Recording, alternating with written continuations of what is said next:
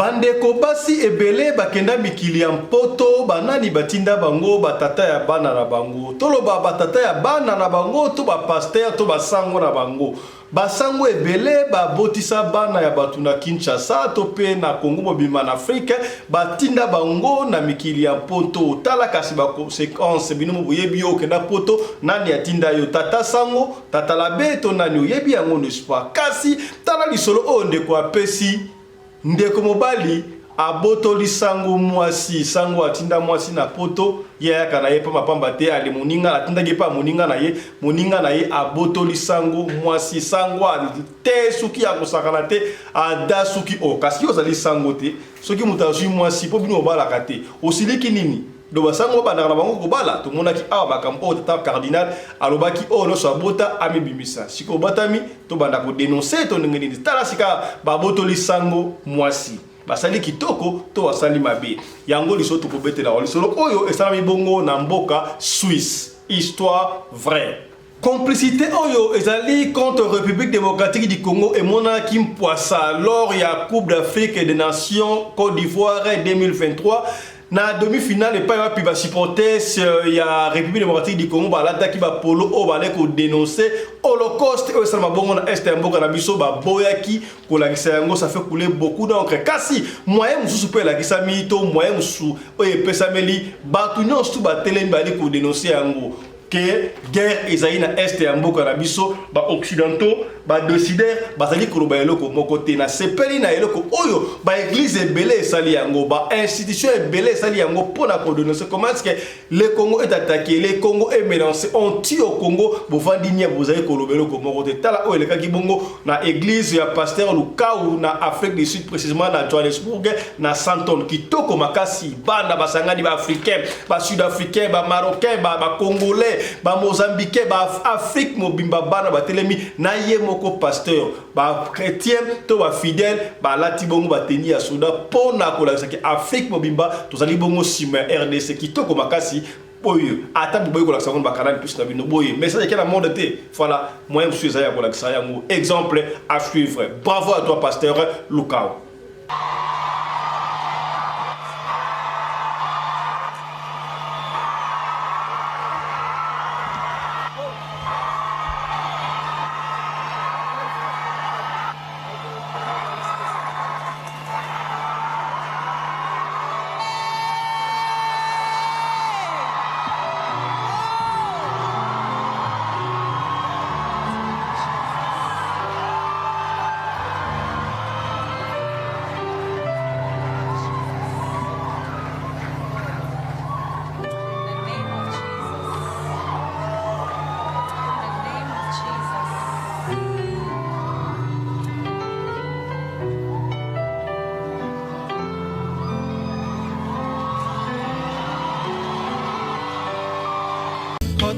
Disent que malgré guerre à l'est du pays, le Congo n'est pas seul. Le Congo est avec Jésus. Oui, le Congo est avec Jésus. Mais qu'est-ce que nous devons faire? Est-ce que être avec Jésus, cela nous suffit?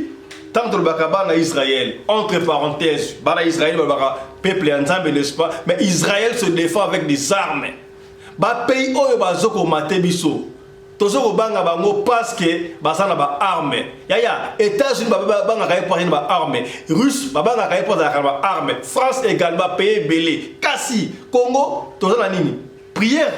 La prière ne suffit pas, il faut nous défendre na ba arme sophistiquée yango wana totika ba rambachiza pas ba kondi basana surtout to se démarquer, to se protéger. S'il faudra signer des contrats, na ba pays mususu oyo, bazali makasi na armement, to sa contrat bango pona, to défendre intégrité territoriale na biso. Jeune fille oyo a pese limbela. Le Congo n'est pas seul, il a Jésus-Christ. Ah bon? Si toi, en tant que Congolais, tu penses comme ça, je suppose que beaucoup de Congolais pensent comme ça. Et c'est donc là le problème de la RDC. C'est là le problème du Congo. Dans cette phrase, tu montres à quel point ce dogme t'a complètement retourné le cerveau. Et c'est là le but de cette religion. Dompter les gens, les abandonner à eux-mêmes, les laisser croire qu'il y aura une personne qui viendra de je ne sais pas où, notamment Jésus-Christ, et qui viendra vous sauver. Ah bon? Depuis 30 ans que le Congo prie, il y a environ 12 000 églises en RDC. Depuis des années, donc 30 ans exactement, depuis 1994, ils prient pour que Jésus-Christ vienne les aider et les débarrasser des terroristes qui les tuent depuis 30 ans. Est-ce que Jésus-Christ est venu? Ce dogme vous déresponsabilise à tel point que vous n'êtes même plus capable de croire en vous, de croire en vos forces armées congolaises, de croire en ces personnes-là qui doivent être au front, non pas dans des églises. Ezali droit ya tout citoyen abotama libanda to abotama na kati il faut amituna to zalaki na souffrance pendant plus de 18 ans ouais uti ko leka banda to banda est mboka la ka malamu te kasi jeune fille oyo lelo a comme jeune fille alobiye avant abotama bakeri wana souffrance ya bande ko est zalaki déjà sika akoli akomi ko tu mama c'est-à-dire ka boti mais bande ko na est bazali ko souffrir jeune fille oyo to jeune maman oyo to bengaye atuni quelques mituna na président de la République démocratique du Congo, M. Félix Antoine Tshisekedi. Yoka mituna na ye. Et Sengi Bongo et Yanoa, partagez mission. Monsieur le président de la RDC, Félix Antoine Tshisekedi, alias Fachi Béton, bonjour. C'est avec respect que je m'interroge à votre sujet. La RDC est une république. Je pense donc avoir le droit et la liberté de m'exprimer aujourd'hui. Et si vous avez de la considération pour votre peuple, je vous prie de bien vouloir répondre à mes interrogations. Après plus de 18 ans de souffrance avec l'ancien président, quand vous êtes arrivé au pouvoir, pour nous, vous étiez comme le libérateur, le sauveur, vu tout ce que vous et votre père avez promis aux Congolais. Cela fait plus de 5 ans maintenant que vous êtes président de la RDC. Je ne peux pas dire que vous avez rien fait, parce que déjà, je n'habite pas au Congo. Et puis, je ne me permettrai pas de minimiser votre mandat. J'ai même appris que grâce à vous, aujourd'hui en RDC, la maternité est gratuite, vous avez construit certaines routes, il y a des écoles qui sont gratuites. Franchement, c'est bien et merci pour ça. Et le génocide, monsieur le président, qu'en est-il? Les gens qui disent oui, mais le génocide, ça fait trop longtemps que ça dure, Fatih ne va pas tout changer en si peu de temps. Sauf que là, ça fait quand même plus de 5 ans que vous êtes au pouvoir et c'est votre deuxième mandat. Si vous estimez que 5 ans, c'est trop court pour que les choses changent, mais on doit quand même voir une amélioration. Au moins ça. Sauf que là, c'est de pire en pire. Comment se fait-il? On doit attendre combien de temps au juste? 100 ans pour que les choses s'améliorent? Quand il n'y aura plus aucune femme ni enfant à l'est du pays? S'il vous plaît, ça sert à quoi de mettre la gratuité de l'école pour des enfants qui se font tuer après? Pour des enfants qui finissent à Kolwezi, à travailler dans les mines, dans des conditions horribles, périlleuses. Pour des enfants qui, même quand ils font des études, à la fin, ils n'ont pas de travail et ils finissent voleurs. Pour des enfants qui se prostituent à 8 ans à Pakadjouma à cause de la pauvreté. Pour des enfants qui finissent à la rue, Chégué ou Fazer, d'autres. Yaya, il faudra toujours prier avant de sortir. Tala illustration, il y a film oyo ezali histoire vraie te kasi basali yango funa pona ko démontrer yo esengeli na yo ko sambela kafa ko bimatala makambo oyo ndeko oyo na butu tala makambo e ko sala epai ya voisin na ye yo tango bimaka mingi mingo bimaka sa sambela keba po mabe ekotaka mingi so sambela avant bima olandi to kozongi na okana émission ya lelo.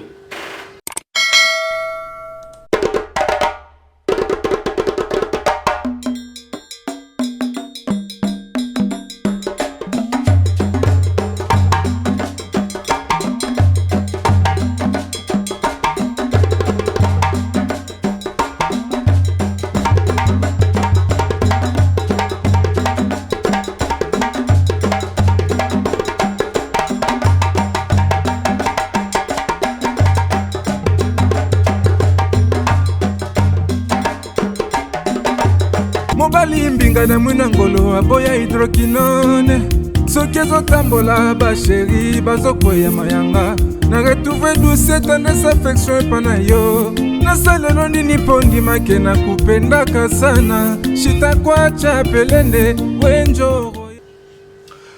Mbote na bino bandeko balandi ya Radio Loko Télévision bisika nyos to bozwami merci na confiance pe fidélité bo pesa kana programme oyo Radio Lokole masolo et pa pito kutana ka pona ko beta makambu masolo ya makambo zali koleka bongo na communauté na biso africaine en général mingi ya biso batu ya mangala kombo na ngai Fiston Pelende tata ya Sedek ozali kolanda biso ozali na Bujumbura ozali na Kigali ozali na Toronto ozali na Venezuela na wapi Johannesburg Cape Town Pretoria tala émission na yo yango yo ebandi kombo na ngai Fiston Pelende tata ya Sedek. Merci na Michael Josh sponsor officiel de la chaîne Oyo Michael Josh omoni tous abongo habillé na Michael Josh na sibino babiloko ya hiver pona batu ya Amérique Asie na Europe et côté déjà bomoni survêtement kitoko boye il y a Michael Josh sur ko sali commande nango ko zo yango kitoko maka sentir design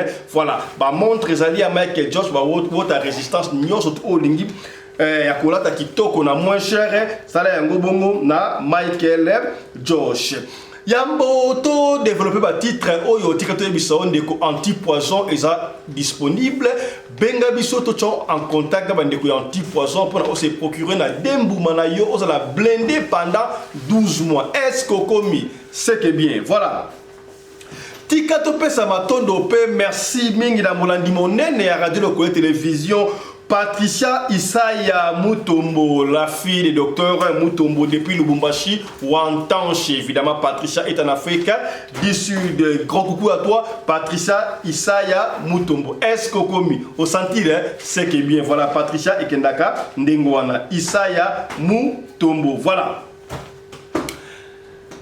Yaya to mona ki ba dénonciation oyo bande ko na biso ba sala ki na stade ko dénoncer comment est-ce que holocauste ça manambo ko na biso ba supporters ya Léopard ba sala ki yango kasi ba chaîne en complicité na ba militation ba la ki yango te malgré ça ba moyen juste ko diffuser makambo ya ko la ki génocide pour ne pas dire holocauste et ça mala Congo et ça la qui partout ça partout et comme grâce ndengwana ya to ebi yango soko kangi munoko boyo tebo elagisi bazali ko boma batu na Congo bino ba décider ba multinational bozo belo ko morote likamute to ko dénoncer yango message et ko lekana ndenge nyo surtout ba église ba école bazali ko sala yango toujours la travailler yango na chaque émission sika boye tout ça là qui est l'église, il y a pasteur Lukao et pas tout le monde se peli à Kosakalate. Force à toi, pasteur Lukao. Voilà, c'est comme ça qu'il faut se battre. Lutter pour le pays. Lutter pour le pays. D'ailleurs, vous le savez, pasteur Lukao, c'est un Congolais. On le dit toujours. Le Congo est une.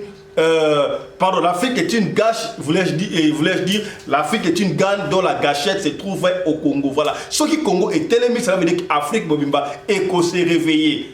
Le Congo ça éléphant à genoux tant à côté les mains qui te ko sakalate tout le monde qui wana bato ba nationalité nyonso surtout africaine malienne sénégalais burkina faso namibien sud-africain botswanais ba yewane lo se pele ngai bana balati pembe sikawa ba tete makila na bilamba qui to ko ya ko sakalate de bomona wala pour dénoncer yemoko pasteur Lukao abandaki atie pena boye voilà on tue au Congo, mais vous dites absolument rien. Parce que toko ya kosarate. Voilà comment est-ce qu'il faut dénoncer. Force à toi, pasteur Lukao na sepe limeli sous bomoni wala. Yaya, oh bomoni wa zali ba soldate, zali ba chrétien yaya, ba fidèle. Ba esi bomba ta bateni pour dire que l'Afrique va se réveiller. Comment un pays africain veut être utilisé par les occidentaux pour mater un autre pays africain? Réveillez-vous nos frères de Kigali. Kigali, réveillez-vous. On vous utilise aujourd'hui, demain on va vous jeter dans la poubelle. Est-ce que vous avez il y a Ali Bongo? Vous avez Ali Bongo? À comment kinini?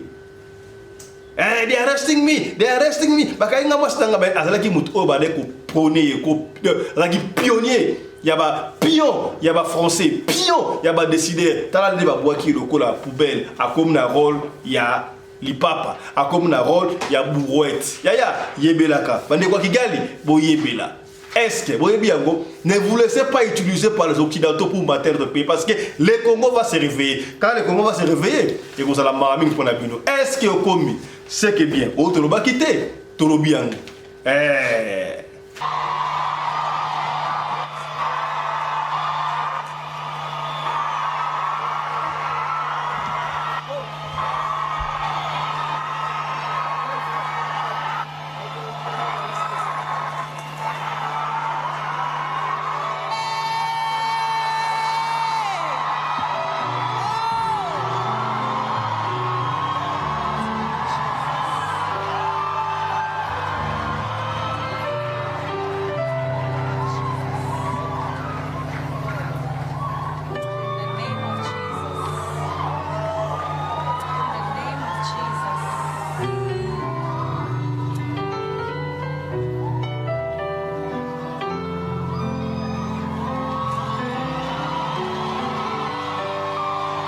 Otuma Avec Jésus, nous prions, mais depuis combien de temps nous Congolais nous avons commencé à prier? D'ailleurs, c'est la statistique, surtout l'église catholique. Na Congo Kinshasa, na Congo Brazzaville, il y a une église catholique qui a été. Ce qu'on a dans l'église des réveils en Afrique, Congo n'en parlons pas. Plus de 15 000 églises, plus de 12 000 églises, plus de 10 000 églises. Mais pourquoi est-ce que ces Jésus-là ne réagit pas? Est-ce que vous priez? Vous ne recevez pas parce que vous priez mal ou quoi? Est-ce que pour se défendre, on a besoin de Jésus? Moi, je ne crois pas. Oh, ma grande puissance, la nation de l'Éternel, ce qu'on dit la nation de l'Éternel, Israël, Mboka Nzambe. Oh, on a yebi que vrai Israélien, vrai Israélite, ce sont le peuple congolais, mais changer l'histoire. Un jour, on va réécrire l'histoire du Congo, que les Congolais, ce sont les peuples juifs, les vrais juifs, ce sont les Congolais, il n'y a pas de problème. La vérité va vous affranchir.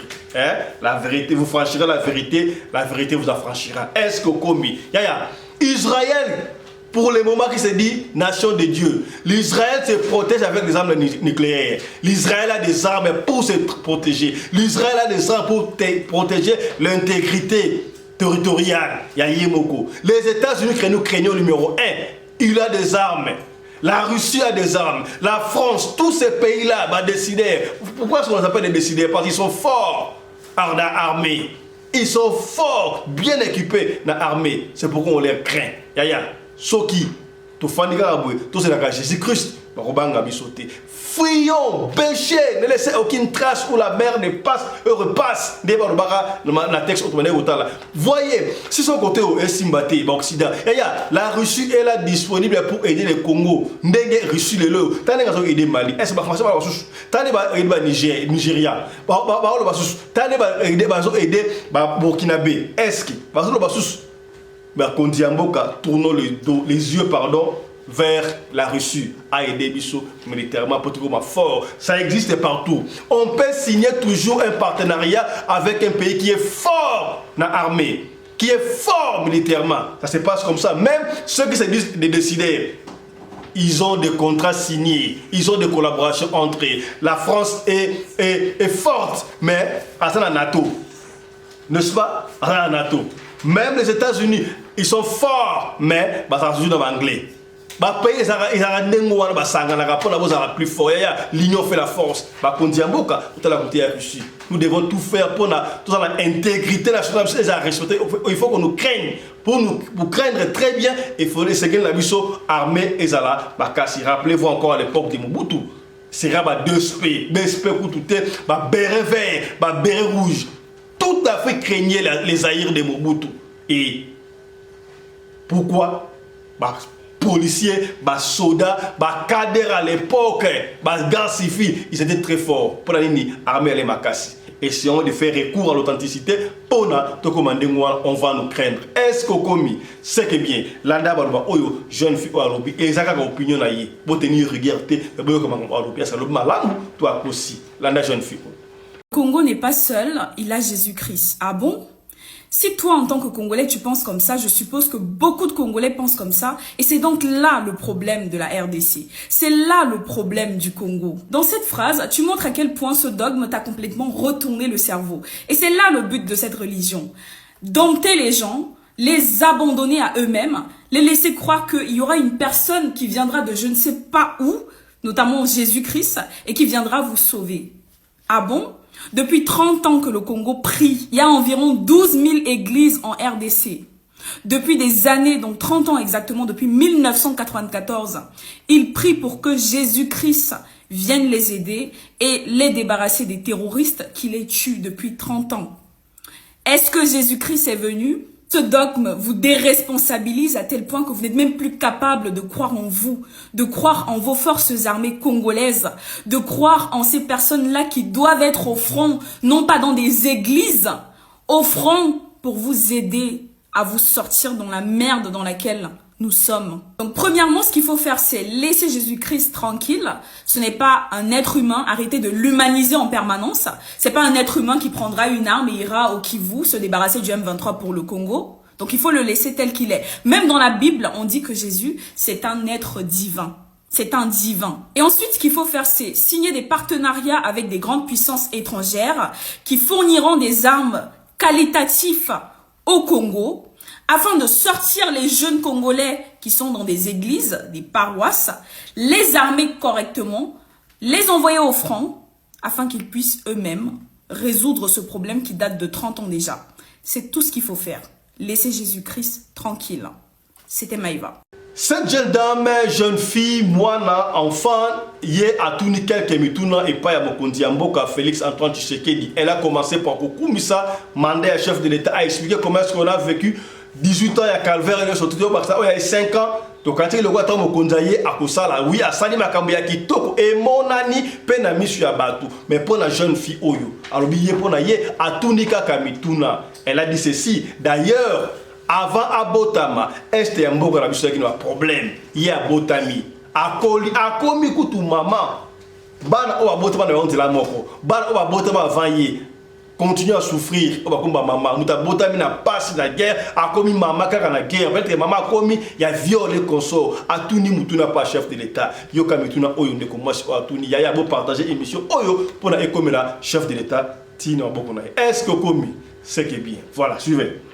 Monsieur le Président de la RDC, Félix Antoine Tshisekedi, alias Fachi Béton, bonjour. C'est avec respect que je m'interroge à votre sujet. La RDC est une république. Je pense donc avoir le droit et la liberté de m'exprimer aujourd'hui. Et si vous avez de la considération pour votre peuple, je vous prie de bien vouloir répondre à mes interrogations. Après plus de 18 ans de souffrance avec l'ancien président, quand vous êtes arrivé au pouvoir, pour nous, vous étiez comme le libérateur, le sauveur, vu tout ce que vous et votre père avez promis aux Congolais. Cela fait plus de 5 ans maintenant que vous êtes président de la RDC. Je ne peux pas dire que vous avez rien fait, parce que déjà, je n'habite pas au Congo. Et puis, je ne me permettrai pas de minimiser votre mandat. J'ai même appris que grâce à vous, aujourd'hui en RDC, la maternité est gratuite, vous avez construit certaines routes, il y a des écoles qui sont gratuites. Franchement, c'est bien et merci pour ça. Et le génocide, monsieur le président, qu'en est-il? Les gens qui disent oui, mais le génocide, ça fait trop longtemps que ça dure, Fatih ne va pas tout changer en si peu de temps. Sauf que là, ça fait quand même plus de 5 ans que vous êtes au pouvoir et c'est votre deuxième mandat. Si vous estimez que 5 ans, c'est trop court pour que les choses changent, mais on doit quand même voir une amélioration, au moins ça. Sauf que là, c'est de pire en pire. Comment se fait-il? On doit attendre combien de temps au juste? 100 ans pour que les choses s'améliorent? Quand il n'y aura plus aucune femme ni enfant à l'est du pays? S'il vous plaît, ça sert à quoi de mettre la gratuité de l'école pour des enfants qui se font tuer après? Pour des enfants qui finissent à Kolwezi, à travailler dans les mines, dans des conditions horribles, périlleuses. Pour des enfants qui, même quand ils font des études, à la fin, ils n'ont pas de travail et ils finissent voleurs. Pour des enfants qui se prostituent à 8 ans à Pakadjouma à cause de la pauvreté. Pour des enfants qui finissent à la rue, Chégué ou Fazer, d'autres à cause des soi-disant pasteurs qui disent qu'ils sont sorciers. C'est des pratiques qui se passent dans le pays que vous dirigez, monsieur le président.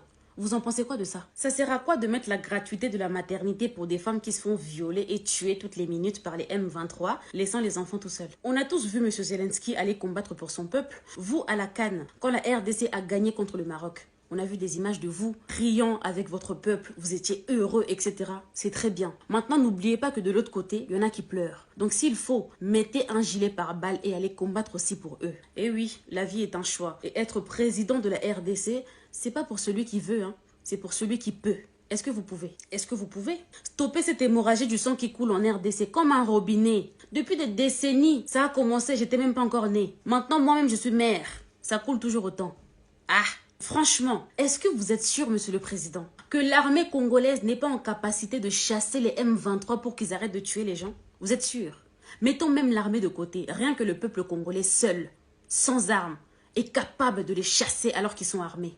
Ils sont combien? Ils sont combien? Et avec toute la richesse que le Congo a, c'est quelle arme qu'on ne peut pas financer pour être au même niveau de combat qu'eux? Vous savez que c'est possible en fait de les chasser? C'est possible. Mais pourquoi vous ne le faites pas? Pourquoi? Peut-être parce que ça arrange le monde entier et ça vous arrange aussi peut-être. J'insinue rien, hein. C'est une question. Ça vous arrange? Mais pas nous. On en a marre de mourir. Et en plus de ça, toujours la pauvreté. Non, ça nous arrange pas. Encore une fois, je ne minimise pas votre mandat. Peut-être que vous avez essayé de faire des choses pour que la situation de la RDC et celle à l'est du pays change. Mais monsieur le président, peu importe ce que vous avez essayé de faire ou mettre en place, pour l'instant, c'est un échec. Résultat, le peuple congolais meurt toujours de faim. Le peuple congolais est toujours aussi pauvre et se fait toujours tuer tous les jours. On appelle ça un échec total.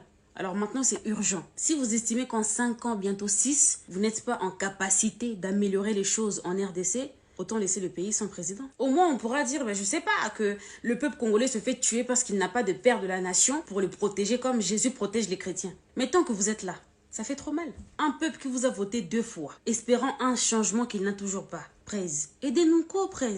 Ah, et puis vous n'êtes pas seul, hein. Vos ministres servent à quoi? Les amis, au Congo, il y a tellement de ministres. La prochaine fois, je vous ramène la liste de tous les ministres, c'est impressionnant. Ils sont talébélés.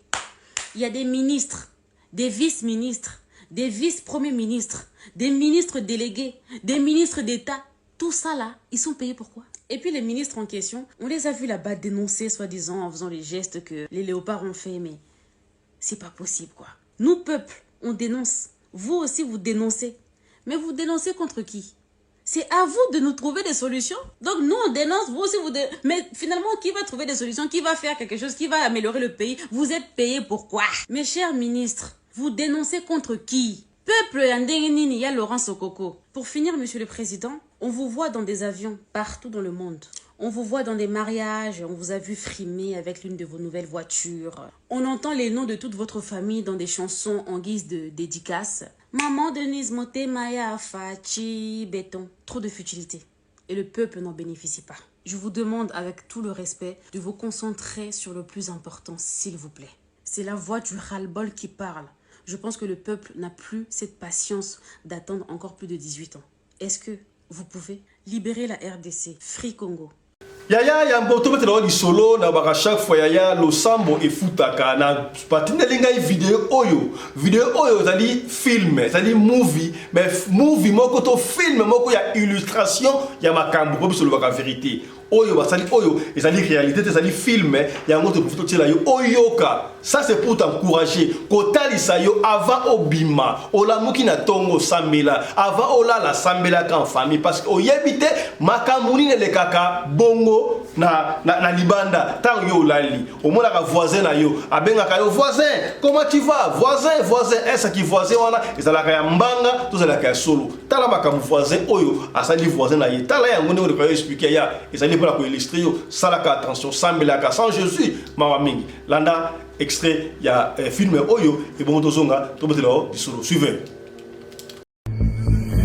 Suivons la vidéo là, regardez ce qui se passe sur la vidéo. C'est pourquoi on vous demande toujours de prier avant de sortir. Les sorciers sont partout, même en Europe, même en Amérique, ils sont là. Vous voyez? Vous croyez que vous vivez avec le voisin, les voisins qui sont bien, vous ne savez pas combien ils travaillent, ils vous travaillent jour et nuit. Le monde est devenu trop bizarre. Regardez ce qu'il va faire. Il vient incanter, puis il vient faire des choses bizarres sur la porte d'un voisin. C'est pourquoi on vous demande toujours de prier avant de sortir. Suivez la vidéo là. Il faut suivre la vidéo jusqu'à la fin pour voir ce qui se passe et ce qui va se passer dans la vidéo. Il faut suivre. C'est pourquoi on vous demande de ne pas toujours sortir si vous n'avez pas prié. Il faut toujours prier avant de sortir de son appartement, avant de sortir de sa maison, avant d'amener même les enfants à l'école le matin. Il faut toujours prier. Il faut toujours prier. Regardez ce qui va se passer. Regardez vous-même. Il faut suivre, il faut regarder. Il faut suivre. Il faut suivre, il faut regarder.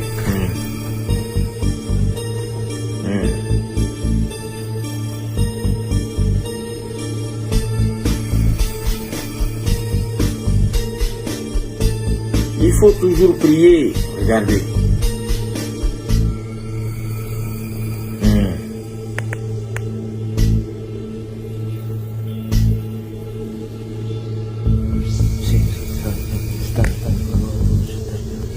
Il faut toujours prier. Surtout vous, nos frères, malgré vous travaillez, vous vous réveillez fatigué. Il faut toujours prier avant de sortir. Il faut toujours prier. Pour, n'est-ce pas, il faut toujours prier, anéantir tout ce qui est diabolique, satanique, tout ce qu'on peut. Il faut toujours prier avant de sortir. Il faut toujours prier. Il ne faut pas avoir confiance des gens, voir non parce que vous êtes en Europe, vous êtes en Amérique, tout va bien. Non, les sorciers sont partout. Les sorciers sont partout. Chez les Blancs, il y a aussi des sorciers. Vous allez même dans votre véhicule. Il faut toujours prier. Voilà. Je crois que Bolandi film Oyo était yo quand même et la question comment est-ce que boni il faut sambelaka avant yo au bima. Voilà. Ya to kobetela osika bo lisolo to kobetela yo e wuti bongo na Suisse de kapesi lisolo oyo azali bongo victime yemoko e papa fiston beta lisolo oyo pona kopeni batu po masolo oyo beta kaya solo esungaka batu na yiko bomba boete beta lisolo oyo pona esunga batu basango oyo bandima basala serment na bango ke bakobala kate pona kosalela nzambe makambo échangea et ça le kola ba médecin basala ka serment d'Hippocrate donc il peut na signer mais lelo ba médecin ba koma soki mbongo ezate a traiter oté oh ba ka bango ba ko pesa bo ina ko na ko bikisa ka batu le kola pe ba sango yo pesa ki bo moina yo obi okozala bongo chaste yo kobala te pona osala mosala ya nzambe kasi tala ba dégâts oyo basango bakoma kosala là je parle de sango et papa fisto yo zali catholique te ndenge ni ozo dévoiler basango boite bisto beta kama solo pona ko nuire te pona ko sunga kaka esika ndeko akoyaki yo okoya te yango to beti lisolo oyo yo kalmo ko ndeko zali victime est-ce que ba sauver sango to ba sauver sango te po sango aza considéré abala te azala bongo yemoko merci ko sango yango baboto le moi sindenge nini landa lisolo voilà lisolo zali boye bandeko il y avait deux jeunes amis bo habitant de kola na quartier bo gozala ba pire rebelle mais za kamsuba za deux bokanga mido yek des camarades wana basala ki ba pire ya kosakana te.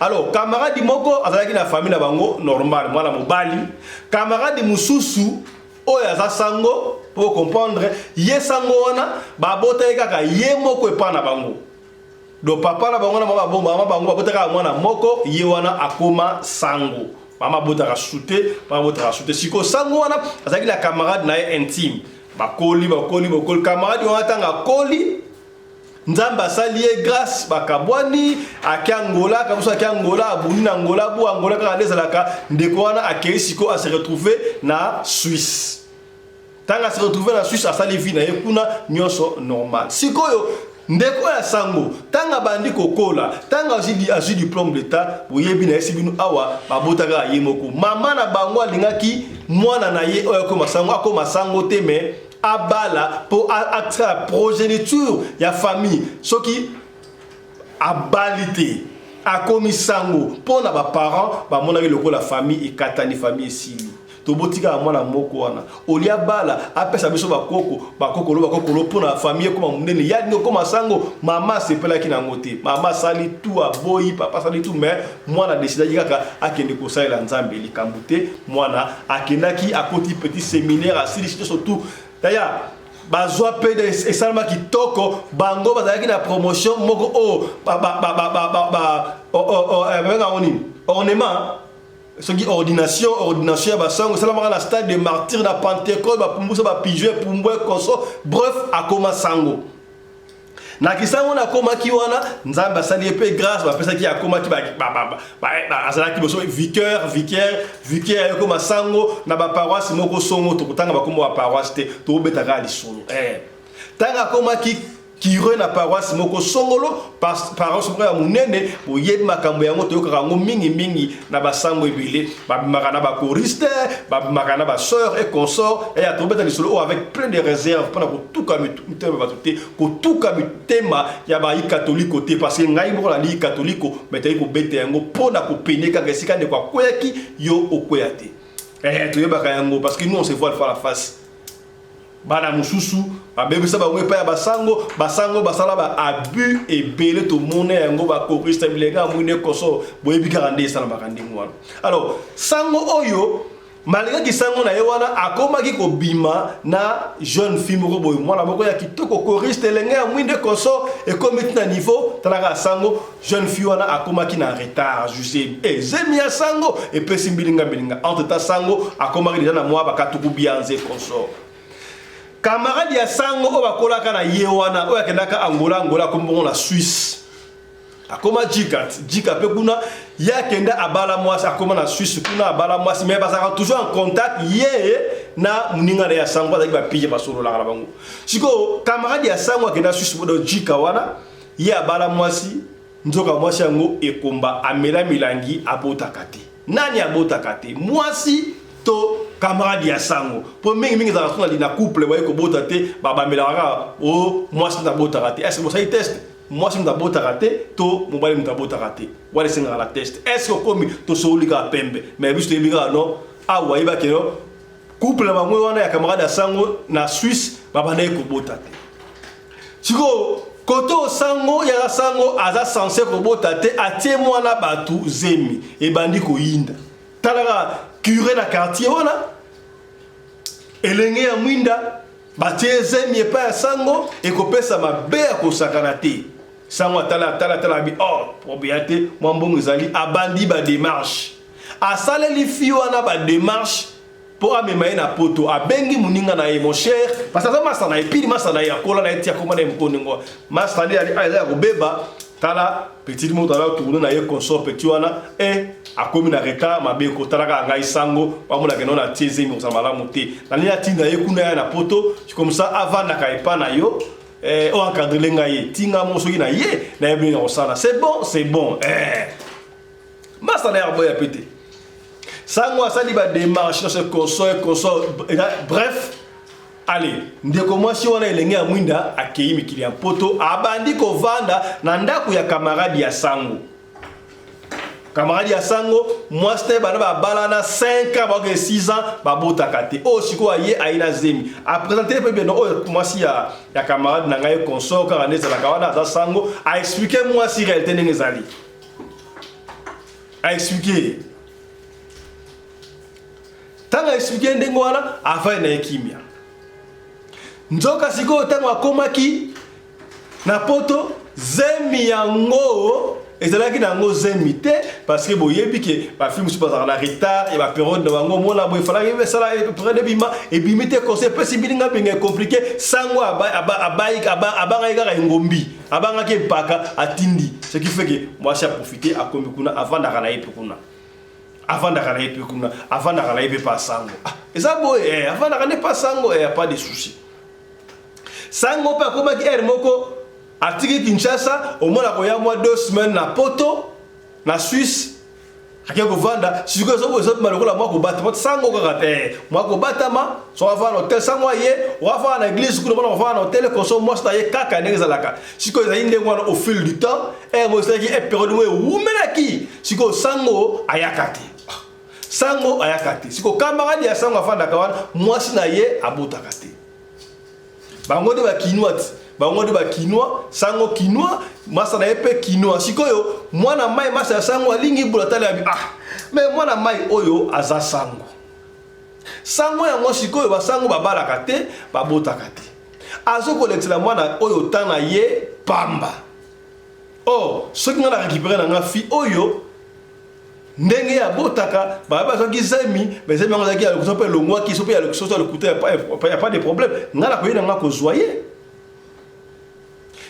ya kaboti courage à expliquer à Betty Master na esango mosinzo karande zalaka ba fisa lo ne to boya na sima okundima insistance bref fiona aye kundima babandi ko bima na camarade ya sango tabandi ko na camarade ya sango mabe pe yakate mabe eye retard pena siko ya solo ekoti siko camarade ya sango na ya histoire vraie na Suisse ya to beti solo soko moneke za yo histoire na yo to beti histoire na yo et que moi les a bongoté benga sur la limite mais pas fiston au moins histoire on va expliquer et c'est là qui bongoté et c'est là qui boye to ko zonga to pio maloba yo moko expliquer ndenge za laki mais ko yate na ndenge ya ko finga po e ko simbate est-ce que komi c'est que bien to sur la pembe camarade ya sango to le masango a umenaki a expliqué moi sur atalisie ma vie wana da sango jamais a rejoint barakayo erde boleka on a l'âge de frère ango so 23 so 25 abo yaya era ngoyo ngai utu bifuto za kana support ngala problème mon côté bref bandima mais allez zemi siko ya solo pe ko takate écoute ba fa anda ko moko comme si na basi mi balé moi si moko officiel moi si moko ya sango moi si na anda ko a éviter 5 ans déjà botakate alors que les 6 ans moi si na anda ko so botakate ata bolingo ezali ba famille koto ba kobenga ba mama bokilo ba sani pas sur côté mal à l'aise heureusement ko ba la poto so ba la kisasa en Afrique ni makambo siko moi si andaku a remarqué que soi-disant moi si a sango ozaki wana a comme na retard a comme la retard siko moi si a est-ce que mobile na ye mais so mona teke moi si o fa na ndaku oyo abimakate akenda kesika mo a comme la retard ndenge nini c'est ka ndumba moi si o akenda ka moi tout mkia beta ka c'est que ça mabe mobala mino tika ika kandengo wana tika ika kandengo wana na tika ndengo wana faut tuna o tuna yo atake nani asa moi si mukolo eza problème na yo te nga fra tuna ka basa mutu makasi ndengo wana ki et pèse moi jalousie yo zo razemite retard za radesko muninga yo se me pèse moi mutu ko soit kaka ndenge zalaka oyebi ki ba fanda ka na salon ba hotela ka TV boyi oh moi si wana o ya buta ka te komba mama na fingi e combattre ce qui a été tout ba réalité ce qui a zo razemite so ka zo razemite on ne sait pas parce que ba sali 5 ans ou 6 ans ba buta ka te mobala botate il pas botate tu eba na bota mais si ka boy mobala e ko cha moi si a sango zemi ya solo to moni que moi si ta botaka te moi si atuni moi si atuni moi si a sango wana mais yo do mo na zemi boy ndenge ni ozomo yo ba ni zemi ya ba 3 mois déjà ba 4 mois na on a bien te qu'est-ce qui ne va pas na la ngota ta moi zemi soi-disant moi si a sango soi-disant moi si a sango oli abomba wana amilobe na kata mutima na bi oh mais comment est-ce que sango na sango na Kinshasa azobomba bomba ngai na yepe awa azobomba bomba ngai d'ailleurs moi si opa botaka na yete donc ngavi na ngai na mozaka moi so abomba na bomba kana afani ni e ka bombarder mbala moko abo tu na ngapo na lini soki ngasa na semteni kolozemi oyo azali kolozemi yango nani oh aibe a hesitate mbala moko ya ba kolosemi kasi mobile na onde zatsenga zen bagare bimana ndako ya kosakana tia to beta isolo on ba restaurant faut bazali histoire vrai ya bato basango bazali na kati sa mambilinga bilinga et pesi trouble ya kosakana te bika basi ya poto ne bazalaka bazana avantage ya kola virage mbala moko abengani fi yango na ndako na butu wana na mobile na ye oh yo mobile atie sa semi o tla se obengani ba ngaso pesi ba privilege ebe la butu wana bengana bango bazi ba valise bakenda bala na hôtel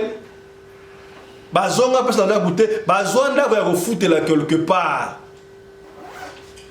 moi si wana yeba ki makambu ya sango ezali lokola secret ebe ke abenga siko sango yo sango kenda kuna umela moi si na zema lokute kontata sika boyo ebite akoma ko maguta mbali na camarade na ndeza ateze ma solo siko ndenge ya lena oh c'est vrai a ce pas quand on dit à perdre la donc basi go la virage va récupérer plat pour azobotate sangwa benga moninga na yewana baswana ya kosakana te baswana abi moninga ya sema master yo za sango oza sango mwana bato na venir yo so za zemi ata solo de ngado parce que simbité mwana yebe wana bomba mwana obosiko soki ba mi officiel papa mwana o azawa okoloba nini o monte que ça via mwana ba danger na ndenge ba beto za mbasa na ngai na sauver kutu yo sangwa lingi ko yoka yango te o wana mwasi nanga ona ndenge nini kasi yo lingo ko masango pona nini